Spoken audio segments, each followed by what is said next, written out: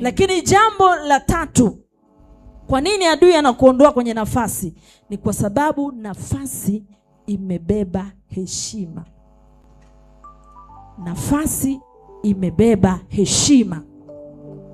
Kuna watu walifaa wawe watumishi wakubwa wa Mungu. Kuna watu walifaa wawe madaktari bingwa wa vitu mbalimbali. Lakini kwa sababu ya kuondolewa kwenye nafasi ambayo Mungu alimuumbia yule mtu anaishi maisha ya kuteseka. Anaishi maisha ya dharau. Anaishi maisha ya kudharaulika. Kiasi cha kwamba hata ukiwa ndani ya familia hakuna mtu anaweza tambua hata kama we ni mtu mzima.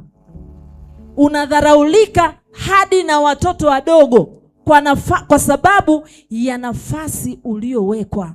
Sijui wewe adui amekuweka mahali gani. Kuna mtu inawezekana leo ulitakiwa uwe ni mtu mkubwa duniani.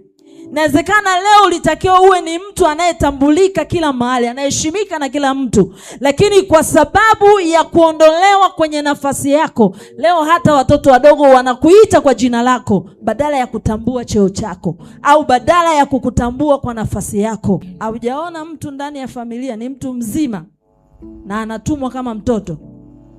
Kuna watu wanatumwa kama watoto wadogo, ama wanaishi maisha ya kutembea kwa mguu na kudharauliwa na kila mtu. Kumbe nafasi ambayo Mungu alikuwa amekuumbia ni kwa umri ulionao, kwa status ulionayo, kwa level ulionao, ulitakiwa hata utembee na mabodyguard.